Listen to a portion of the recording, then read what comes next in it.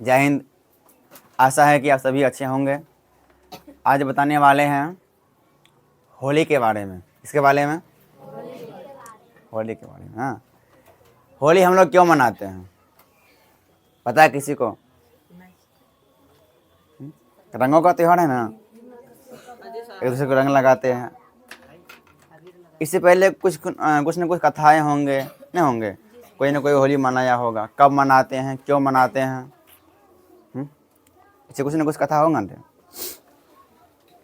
एक सबसे प्रसिद्ध कथा है प्रहलाद के बारे में। इसके बारे में प्रहलाद के बारे में, जो भगवान विष्णु के अनन्य भक्त में से एक थे, ठीक ना।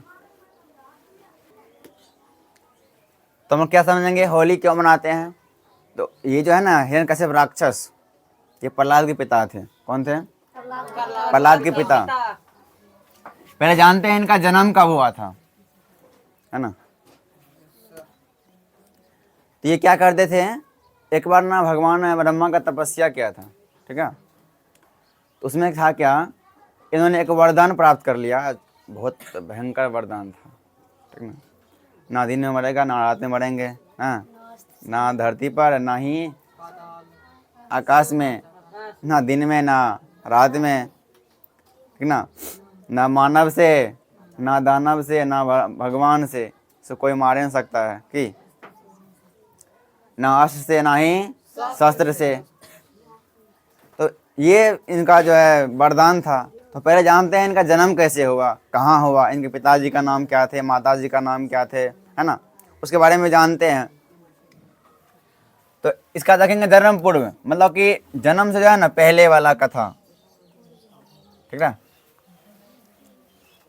तो ये जो थे भगवान विष्णु के पहरी थे, वैकुंठ लोक में क्या थे। अपने जन्म में, अपने पूर्व जन्म में हिरण्यकश्यप तथा उसका छोटा भाई हिरण्याक्ष, तो भाई थे हिरण्यकश्यप और हिरण्याक्ष, भगवान विष्णु के वैकुंठ धाम के पहरी थे, जिनका नाम जय विजय था। क्या थे? मतलब हिरण्यकश्यप जो था ना, ये राक्षस योनि हुआ, क्या, ठीक है। और इस राक्षस से योनि से पहले वो भगवान विष्णु के पैरी हुआ करते थे वैकुंठ लोक, वैकुंठ धाम के, है ना। एक दिन उन्होंने भगवान ब्रह्मा के 4 मानस पुत्रों का अपमान किया। अपमान में क्या क्या था, अपमान क्यों क्या बताते हैं, वैकुंठ में जाने से रोका था। तो भगवान ब्रह्मा के 4 पुत्र थे मानस, वो क्या कहते, भगवान विष्णु से मिलने आ रहे थे, ठीक ना। तो ये जय विजय क्या थे, वहाँ पहरी था, मतलब कि पहरा दे रहा था वहाँ पे। उनको ये रोक दिया, उसको अंदर जाने नहीं दिया।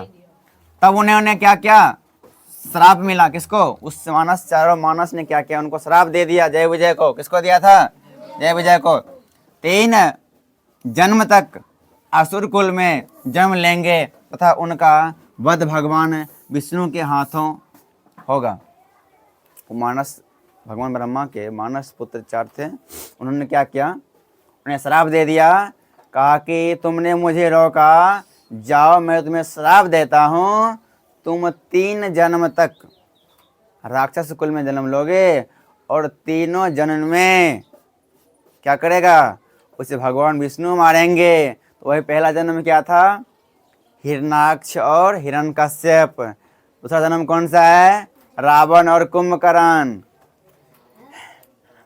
तीसरा जन्म कौन सी है, तीसरा जन्म एगो अथी है कंस, उसका भाई का नाम क्या था, एक और भाई का नाम याद नहीं हमको। तो कंस है, ठीक ना, कंस लिया था। हिरण्यकश्यप क्या था, हिरण्यकश्यप, रावण और कंस, ये 3 जन्म हुआ था उसका। और तीनों का बाद किसने किया, भगवान विष्णु ने किया है ना। तो हिरण्यकश्यप का जन्म देखते हैं। तो क्या हुआ, इसलिए जय विजय का अगला जन्म क्या, हिरण्याक्ष तथा हिरण्यकश्यप के रूप में, हिरण्याक्ष के रूप में हुआ था ना। हिरण्यकश्यप और हिरण्याक्ष के रूप में कहाँ पे हुआ, पृथ्वी लोक पे हुआ। अब देखते जन्म, हिरण्यकश्यप तथा उसके भाई हिरण्याक्ष के माता पिता का नाम महर्षि कश्यप तथा दीति था। ये जो है राक्षसों के माता है, महर्षि कश्यप जो है इनके पिता है। महर्षि कश्यप की कई पत्नियां थी, इसकी बहुत सारी पत्नियां थी, जिनमें से एक अदिति यानी दीति थी। उसी के गर्भ से दैत्यों का जन्म हुआ ना। दरअसल एक दिन दिति किसी कारणवश कामातुर हो उठी थी और उसने गलत तिथि में महर्षि कश्यप को संभोग के लिए कहा था। महर्षि कश्यप के मना करने के बाद भी जब दिति नहीं मानी तो दोनों के बीच संभोग हो गया। इसके परिणाम स्वरूप दो दैत्यों हिरण्यकश्यप तथा हिरण्याक्ष का जन्म हुआ। तो क्या हुआ था, महर्षि कश्यप और दिति दोनों पति पत्नी थे, है ना। तो दोनों के संभोग अलग, मतलब कि वो जो है ना शुभ तिथि नहीं था, अशुभ तिथि में क्या कर दोनों संभोग कर रहे थे। और क्या हुआ था, उसी के फलस्वरूप हिरण्यकश्यप और हिरण्याक्ष का जन्म हो गया।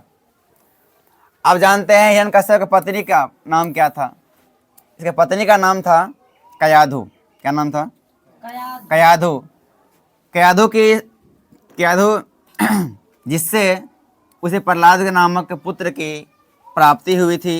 यही पुत्र उसकी मृत्यु का कारण बना था। दरअसल जब हिरण्यकश्यप भगवान ब्रह्मा की तपस्या करने में लीन था तो उस समय देवताओं ने उसकी नगरी पर आक्रमण करके वहां अपना शासन स्थापित कर लिया। हुआ था क्या, जब हिरण्यकश्यप जो था ना, हिरण्यकश्यप तपस्या में लीन थे, भगवान ब्रह्मा की तपस्या कर रहे थे, तो देवता सब आए। इंद्र क्या है, इंद्र सब आए, अग्निदेव आए, सूर्यदेव आए, बहुत सारा वायुदेव आए, सब देव आए, भगवान सब सेना को लेकर आए। क्या किया उसने, इसके नगरी पर, मतलब हिरण्यकश्यप की नगरी पर आक्रमण कर दिया और उसको अपने अधीन कर लिया, ठीक ना। तो तब देवऋषि नारद मुनि ने कयाधु के रक्षा की थी, है ना, और उसे अपने आश्रम में स्थान दिया था। वहीं पर हिरण्यकश्यप के पुत्र प्रहलाद का जन्म हुआ। देवऋषि नारद मुनि की संगत में रहने के कारण वह विष्णु भगवान का भक्त बन गया। भगवान नारद क्या है, भगवान नारद हमेशा कहते नारायण नारायण करता है ना, कहीं मिलेगा नारायण नारायण करता है ना। तो हमेशा वो भगवान नारद क्या करते हैं, महर्षि नारद देवऋषि है, मतलब देवों का ऋषि है। देवऋषि नारद क्या करते हैं, भगवान विष्णु का नाम लेते हैं। और जाहिर सी बात है, जब तुम्हारे पास किसी का नाम लिया जाए तो 100 बार में एक बार तुम भी उसका नाम ले लोगे, है कि नहीं है। तो ऐसा होता है। तो क्या हुआ था, भगवान नारद जो है, भगवान महर्षि देवऋषि नारद जो है भगवान विष्णु का नाम ले रहे थे बार बार। तो उसके कयाधु के गर्भ में थे, संतान थी, है ना, संतान थे। तो उसने क्या किया, सुना, ठीक ना, घर में जो संतान होता है ना, स्त्री गर्भ में संतान, तो क्या करता है, बाहरी वातावरण को अपने अंदर ऑब्जर्व करता है, अपने अंदर ग्रहण करता है। तो वही नारद, वही हुआ था उस टाइम में। नारद भगवान विष्णु का नाम ले रहे थे, तो उस घर में जो संतान पल रहा था वो भी क्या कर रहे थे, भगवान विष्णु का नाम लेना शुरू कर दिया। तभी से क्या हुआ, गर्भ से ही वो प्रहलाद जो थे भगवान विष्णु का भक्त हो गए। क्या हो गया, उनका भक्त हो गए। अब देखते हैं हिरण्यकश्यप के भाई का वध कैसे हुआ। हिरण्यकश्यप के भाई का नाम क्या था, हिरण्याक्ष। क्या था, हिरण्याक्ष, था ना। जब हिरण्यकश्यप के छोटे भाई हिरण्याक्ष ने अपने अहंकार में पृथ्वी को समुद्र में डुबो दिया। पृथ्वी में क्या किया, उसको ले गया समुद्र में डुबो दिया। तब भगवान नारायण ने अपनी तृतीय अवतार वराह लेकर ना, वराह का रूप लेकर आया और क्या किया, उसका वध कर दिया।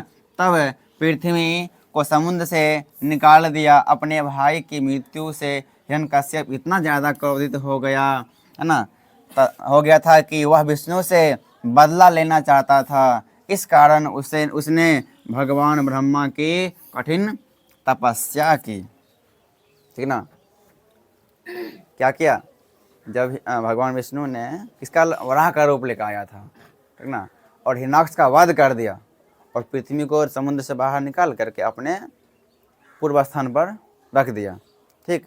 तो हिरण्यकश्यप जाना कि उसका भाई का मृत्यु हो गया। उसका भाई का हत्यारा कौन है, भगवान विष्णु है। तभी से क्या किया, उसका बदला लेने के लिए वो तपस्या करना शुरू कर दिया। किसका? ब्रह्मा जी का, है ना। और तपस्या में वरदान क्या मांगा था? कौन? हिरण्यकश्यप क्या वरदान मांगा है? तो लगभग 100, है ना, लगभग 100 वर्षों तक कठिन तपस्या करने के पश्चात, मतलब करने के बाद हिरण्यकश्यप को भगवान ब्रह्मा ने दर्शन दिया। क्या किया? 100 वर्ष क्या किया था? 100 वर्षों तक जो उसका तपस्या किया, तो भगवान ब्रह्मा क्या किया? उनको दर्शन दिए। उसने वरदान मांगा कि उसकी मृत्यु भगवान ब्रह्मा के बनाए हुए किसी भी प्राणी से ना हो, फिर चाहे वह मनुष्य हो या पशु। इसके साथ साथ जी, है ना, उसकी मृत्यु ना अस्त्र से, ना शस्त्र से, हाँ उगंडे, ना दिन व रात में, मतलब ना ही दिन में होगा ना ही रात में, और का न भवन के बाहर और ना ही अंदर, न भूमि पर और ना आकाश में। इस वरदान को पाकर वह अत्यंत शक्तिशाली हो गया। पहले जब भगवान ब्रह्मा ने क्या किया, उसको दर्शन दिया ना, तो उस हिरण्यकश्यप ने कहा, हे देव, मुझे अब अमर कर दीजिए, मुझे अमरता का वरदान चाहिए। तो भगवान ब्रह्मा जी कहे, देखो, अमरता का वरदान जो है ना, कोई देव तुमको नहीं दे सकता है, ये प्रकृति के विरुद्ध है, ठीक ना। कोई भगवान अमरता का वरदान नहीं दे सकता है। तो कहा, भगवान हमको अमृत दे दीजिए। अमृत भी नहीं दे सकते हैं। अमृत और अमरता के सिवा तुम जो चाहे वो मांग सकते हो। तो उस टाइम क्या कहा था हिरण्यकश्यप ने?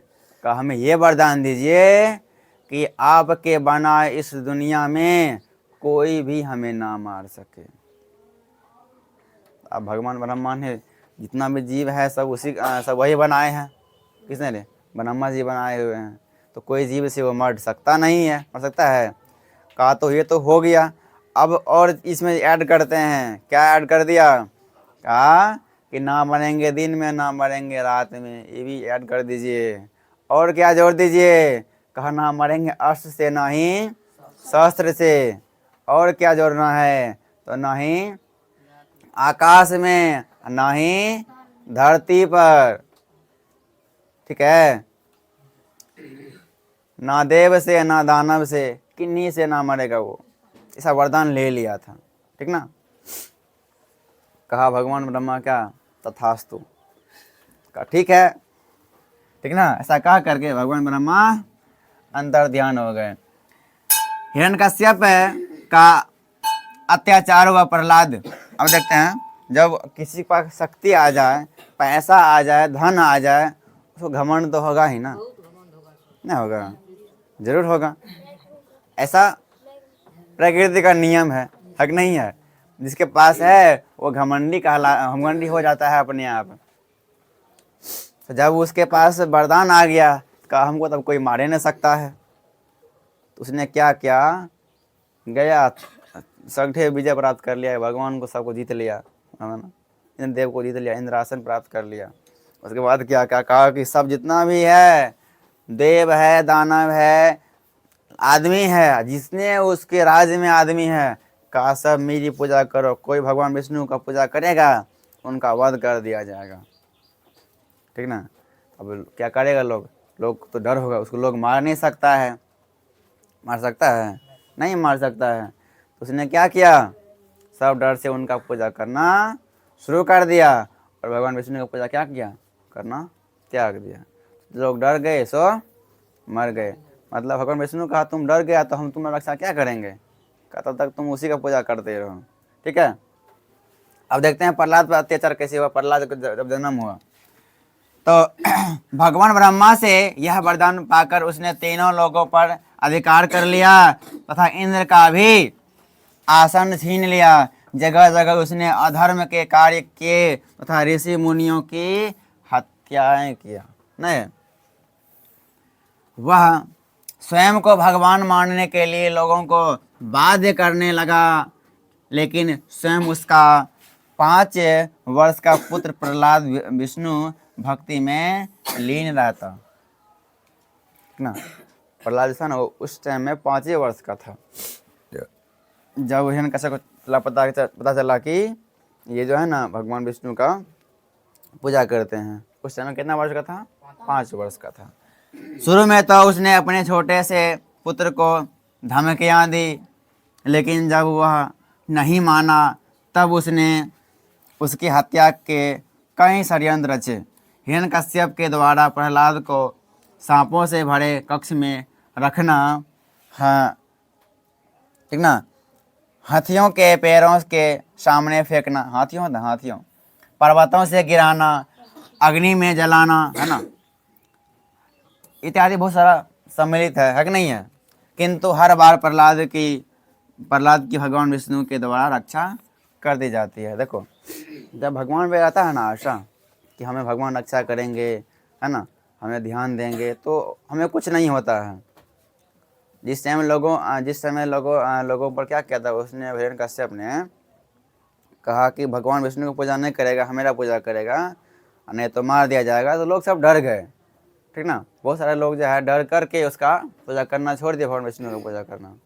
तो और प्रहलाद ने क्या किया, उसको धमकी दिया, कहा देखो, पहले समझाया, कहा देखो हम तुम्हारे पिता हैं, भगवान विष्णु कौन है नहीं है कौन जानता है, वो बैकुंठ में रहता है, यहाँ कभी आता भी नहीं है, तुम मेरा पूजा करो, हम तुम्हारा देखभाल करेंगे, फलना चलना जो भी होता, समझाने का चीज़ें समझाया। प्रहलाद नहीं माना, कहा धमकी दिया, कहा देखो नहीं अगर माना बात तो फेंट से मारेंगे, उड़ा देंगे क्या फेंट में ना। फिर भी नहीं माना, तो क्या क्या कहा कि इसको ले जाओ, सांप से भरा एक को था घर, उसमें डाल दो, सांप से भरा घर में उसको डाल दिया गया, ठीक ना। कुछ देर बाद देखा सांप सब फूल में बदल गया, फूल के माला बदल गया सांप जितना भी था, ठीक है। तो वहीं बच गया। अगले दिन आया, फिर क्या किया, उसको ले गया, कहा कि पहाड़ से फेंक दो, वहाँ से फेंक दिया, वहाँ से बच गया, हैं। तो उसके बाद क्या किया, पर्वत से गिराया, है ना। उसके बाद कहा कि हाथी के पैर तले उसको कुचलवा दो, वहाँ भी वो भी काम किया, उसको भी बच गया, वो कुछ नहीं हुआ। अग्नि में जला दिया, अग्नि में फेंक दिया, उसके फिर कुछ नहीं होगा, ठीक है। आप देखते हैं उनकी बहन का नाम क्या था, उनका होलिका, नहीं रे, तो हिरण्यकश्यप की बहन का नाम क्या था, होलिका था। होलिका को भगवान ब्रह्मा से वरदान प्राप्त था, क्या प्राप्त था कि उसे कोई भी अग्नि में जला नहीं सकता, है ना। उनको एक चादर दिया गया था, कहा कि जब ये चादर ले करके तुम जाओगी, अग्नि में प्रवेश करोगी, तुम्हें कोई जला नहीं पाएगा। इसी का लाभ उठाकर हिरण्यकश्यप ने होलिका को कहा कि प्रहलाद को अपनी गोद में लेकर अग्नि में बैठ जाए, ताकि प्रहलाद वहां से भाग ना सके और वह उसी अग्नि में जलकर राख हो जाए। किसने कहा था, हिरण्यकश्यप ने कहा, किससे, अपनी बहन, किससे रे, होलिका से ना। तो तेरी बहन थी, दूर की बहन, रिश्तेदार, अपना बहन नहीं थी उसका, ठीक ना। क्योंकि होलिका को वरदान प्राप्त था, इसलिए वह प्रहलाद को अपनी गोद में लेकर अग्नि में बैठ गए। किंतु आश्चर्यजनक बात यह रही कि उस अग्नि में होलिका जलकर राख हो गई, है ना, और जबकि प्रहलाद सकुशल बाहर आ गए। दरअसल भगवान ब्रह्मा ने होलिका को वरदान देते समय यह भी कहा था कि यदि वह इस वरदान का दुरुपयोग करेगी तो वह वरदान स्वयं ही निष्प्रभाव हो जाएगी, ठीक ना। उसने कहा था इसका दुरुपयोग नहीं करना है। तो जब जो है ना चादर ले करके अग्नि में प्रहलाद को ले गया, बैठ गया ना, भगवान विष्णु तो ऊपर से देख रहा था कि ओहो मेरा भक्त को तुम जलाएगा। उसने क्या किया, जब अग्नि जल रहा था थोड़ा सा फूंक दिया, अरे थोड़ा भगवान है तो भगवान है, हल्का सा फूंक दिया तो आंधी तूफान आ गया, मेरे आंधी तूफान आ गया तो उनका चादर जो था ना उड़ गया, है ना। चादर क्या हुआ, उड़ गया। तो जब चादर उड़ गया तब वरदान तो खत्म हो गया ना। तो होलिका वहीं जलकर भस्म हो गई, राख बन गई, और प्रहलाद को जो है कुछ नहीं हुआ ना। अग्निदेव को कह दिया था भगवान विष्णु, अरे जल लो तोरा खा लो हमें कुछ नहीं होना चाहिए इसको, ठीक है। भगवान तो भगवान है, किरे। तो हिरण्यकश्यप का वध अब कैसे हुआ देखो। भगवान विष्णु वैकुंठ में बैठे अपने भक्त प्रहलाद पर यह सब अत्याचार होते हुए देख रहे थे तथा धीरे धीरे उनके क्रोध का घड़ा भरता जा रहा था, है ना। एक बार दो बार भगवान माफ़ कर रहा था, देखो भक्त है हम रक्षा तो कर देते हैं, तुमको माफ़ कर रहे हैं, अभी तुम ऐसा ना करो, देख रहा था। अब जो बार बार जो गलती करेगा सो क्या क्या क्या किया जाएगा, दंड देना पड़ेगा ना। एक दिन हिरण्यकश्यप प्रहलाद से विष्णु के होने का प्रमाण मांग रहा था। तो भगवान विष्णु है बताओ तो हमको। तो प्रहलाद ने कहा कि वे कण कण में हैं। क्या बोले, वे कण कण में हैं। इस पर हिरण्यकश्यप ने अपने भवन के एक स्तंभ की ओर इशारा करते हुए कहा कि क्या वे इसमें भी हैं। तब प्रहलाद ने इस पर हाँ में उत्तर दिया। यह सुनकर हिरण्यकश्यप ने क्रोध में वह स्तंभ तोड़ डाला। जैसे ही वह स्तंभ टूटा उसमें से भगवान विष्णु का अत्यंत क्रोधित रूप नरसिंह अवतार में प्रकट हुआ, जिससे आधा शरीर सिंह का तथा बाकी शरीर, है ना, आधा क्या था, मनुष्य का था। किसका रे, शेर का। तो जब उसने क्या किया था, जब एक बार उसे पूछे प्रमाण है बताओ तो हम तो है दिखा रहे हैं हम है, तुम बताओ भगवान विष्णु है। प्रहलाद से मांगा आंसर, प्रमाण मांगा कि वो हमको बताओ भगवान विष्णु है कि नहीं है। तो कहा हाँ है। कहा कि पृथ्वी के कण कण में है, हर एक जगह है। कहा बताओ कैसे। कहा तुम बताओ ये जो स्तंभ है यानी पिलर जो है ये खड़ा इसमें है। कहा कि हाँ इसमें भी है। कहा ठीक है इसको हम तोड़ देते हैं, देखते हैं इसमें है कि नहीं है। क्या क्या कहा, इसको तोड़ दिया जाए। तोड़ दिया। जब उसको तोड़ा ना उधर से भगवान विष्णु नरसिंह अवतार में बाहर निकले। आधा भाग था नर का मतलब मनुष्य का, आधा भाग जो था शेर का था मतलब जानवर हुआ। ना ही वो मनुष्य है ना ही जानवर है। आधा क्या हुआ, तो ये वरदान था ना उसको नर मार सकता है, ना आदमी, ना ही बाघ, ना जानवर, कोई भी मार नहीं सकता है। तो ना वो जानवर है ना आदमी है कि नहीं, ना मनुष्य है। तो उस नरसिंह अवतार ने हिरण्यकश्यप को उसके भवन की चौखट पर ले जाकर संध्या के समय अपने गोद में रखकर नाखून की सहायता से उसका वध कर दिया। इस प्रकार भगवान विष्णु ने उसको मिले वरदान की काट ढूंढकर हिरण्यकश्यप का अंत किया था, उसका उत्तराधिकारी भक्त प्रहलाद को बना दिया गया, है ना। क्या कर दिया गया, ठीक ना। तो क्या किया, कहा कि उसको ये बताना था ना कि ना ही क्या करेगा, ना ही घर में ना ही बाहर मार सकता है। अरे तो क्या किया, चौखट पर लेकर चला गया। कहा ना दिन में ना रात में, तो शाम में मारना शुरू कर दिया।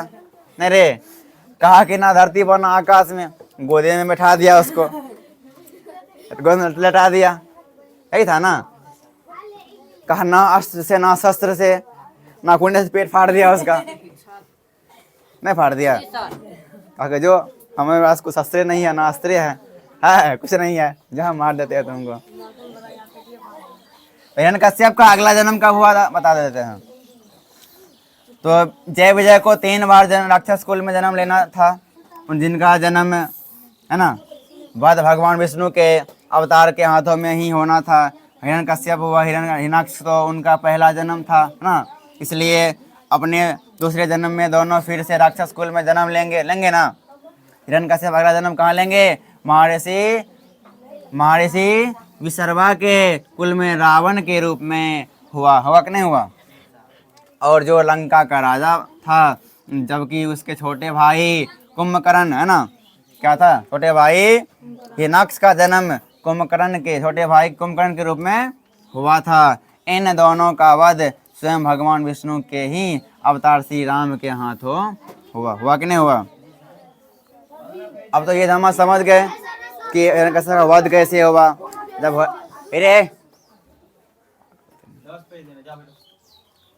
समझ गया ना। तो हुआ था क्या,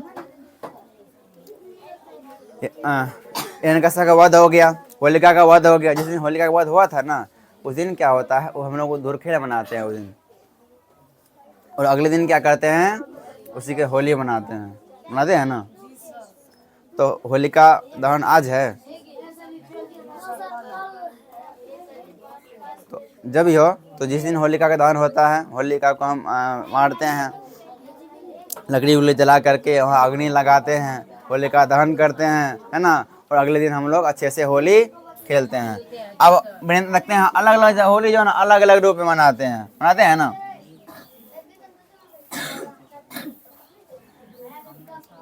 हर एक राज्य में सब अपना अपना सबको एक मान्यताएं हैं, है ना।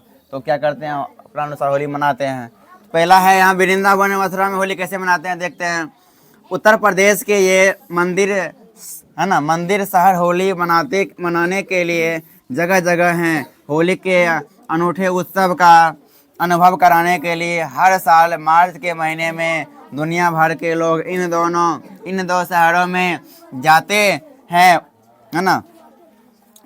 इसका उत्सव एक भव्य प्रसंग है, क्योंकि यह भगवान कृष्ण की जन्मभूमि है। मंदिरों को सजाया जाता है और घाटों के चारों ओर संगीतमय जुलूस निकाले जाते हैं। लोग मजेदार रस्मों में भाग लेते हैं, जैसे और लोकप्रिय रंग वाली होली वृंदावन में बांके बिहारी मंदिर होली उत्सव, है ना, के लिए आकर्षण का केंद्र है, जहां लोग फूलों का उपयोग कर होली खेलते हैं। ये उत्सव एक सप्ताह से अधिक समय तक चलते हैं ना।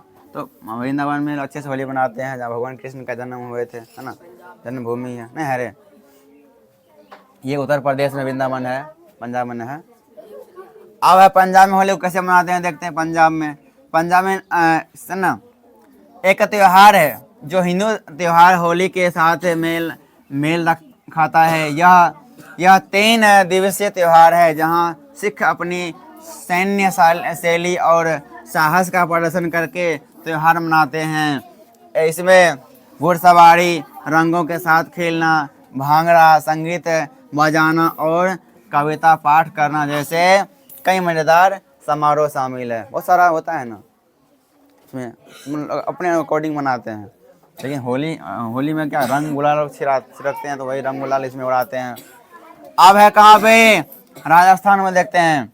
हिंदू राजघरानों का घर यह राज्य जानता है कि होली कैसे मनाई जाती है। होली के लिए सबसे अच्छे शहर अजमेर, उदयपुर, पुष्कर, है ना, बीकानेर और जयपुर है।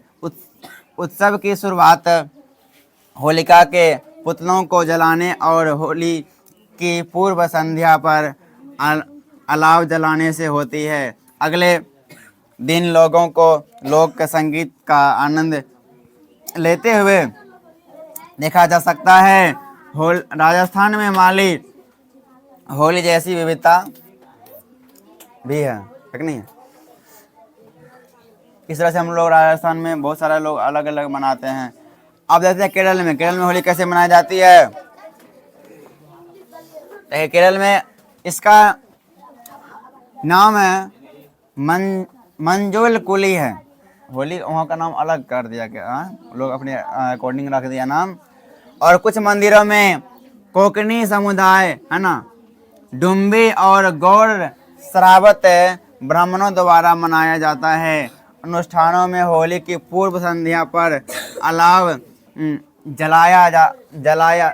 जलाना या देवी दुर्गा को अर्पित करने के लिए मिट्टी से मगरमच्छ का निर्माण करना और बुराई पर लड़ाई शामिल है। अगले दिन इन समुदाय के सभी सदस्य रंगों से खेलते हैं और नृत्य करते हैं, है ना। ये क्या है, इस तरह से हम लोग वहाँ पे केरल के लोग होली मनाते हैं। होली कब मनाते हैं, होली किस दिन मनाना चाहिए, कब मनाते हैं, तो होली हर साल वसंत ऋतु में मनाया जाता है। और हिंदू पंचांग के अनुसार होली का त्यौहार फागुन मास की पूर्णिमा को मनाया जाता है। इस त्यौहार को फागुन मास में मनाने के कारण इसे फागुनी त्यौहार के नाम से भी जाना जाता है। यह त्यौहार वसंत पंचमी के दिन से ही शुरू हो जाता है। होली बसंत ऋतु में बड़े ही धूमधाम और उत्साह के साथ मनाया जाता है, इसलिए लोग इसे बसंत उत्सव का त्योहार भी कहते हैं। अब होली के दिन हमें क्या करना चाहिए? होली के दिन हमें क्या करना चाहिए, क्या नहीं करना चाहिए, वही बताएंगे अभी, ठीक ना। पहला क्या है, होली के दिन ऑर्गेनिक और नेचुरल रंगों का इस्तेमाल करें, जैसे कि फूड डाई, है ना।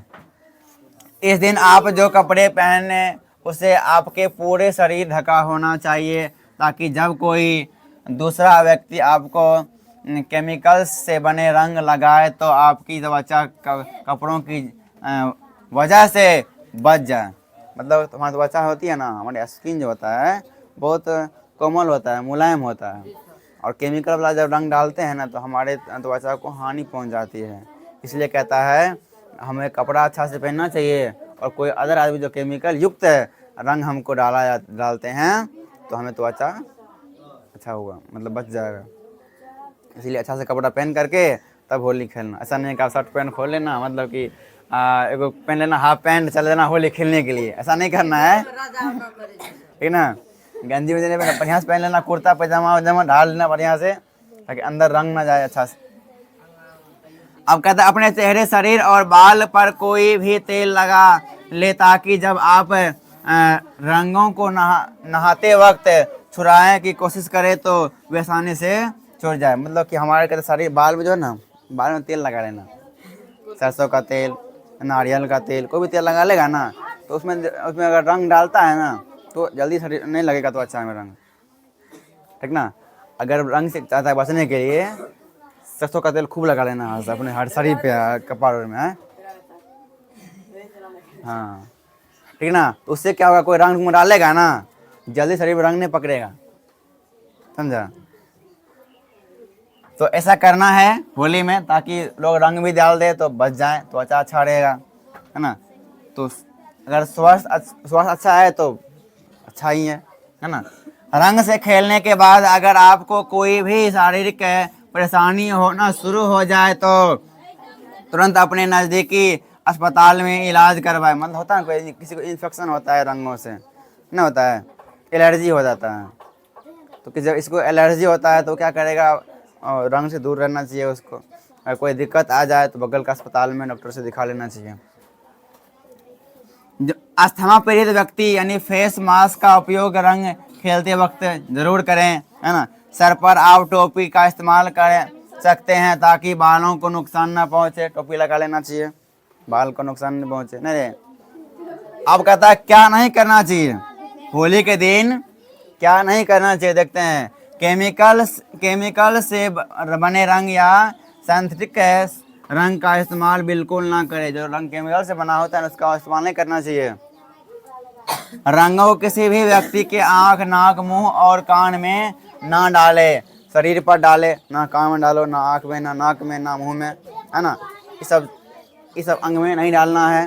शरीर में जितना डाल सकता है डाल दो, कोई दिक्कत नहीं है, यहाँ से नीचे डाल दो, ठीक ना। होली का दिन अपने परिवार और दोस्तों के साथ मिलकर मनाएं और अजनबियों से दूर ही रहे। मतलब जो अजनबी है ना, जिसको हम नहीं जानते हैं, है ना, जिसको हम नहीं जानते उसे रंग नहीं खेलना चाहिए। खेलना भी चाहिए तो अच्छा से थोड़ा सा रंग लगा दिया, बस हो गया, है ना। हो सकता है कि कोई केमिकल युक्त तो रंग दे दे हमको अजनबी सब, इसलिए नहीं खेलना चाहिए, है ना। एक्जिमा से पीड़ित है ना व्यक्ति रंग से दूर रहने की कोशिश करें। रंगों को दूसरे व्यक्ति पर भी ज़बरदस्ती ना डालें और ना ही जानवरों पर लगाएं। जिस तरह ये रंग हमारे लिए खतरनाक है, उसी तरह ये जानवरों के लिए भी खतरनाक है कि नहीं है। सस्ते चाइनीज रंगों से दूर रहे क्योंकि वे त्वचा के लिए बहुत हानिकारक होता है ना। चाइनीज में चल गया तो चांद तक, नहीं तो शाम तक। चाइनीज जो है ना, चाइनीज लोग का सस्ता होता है रंग, है ना, केमिकल युक्त होता है, इसलिए चाइनीज का रंग नहीं डालना चाहिए। तो हम बता दिया होली के बारे में, होली क्या होता है, क्यों मनाते हैं, उसकी पीछे कथा क्या थी, है ना, और क्या होली में क्या करना चाहिए, क्या नहीं करना चाहिए, है ना। सारी चीज़ की जानकारी मिल गया है। तो ध्यान रखना इस चीज़ के बारे में, और होली खेलते रहो, मस्त रहो, तंदुरुस्त रहो, एंजॉय करते रहो, ठीक है।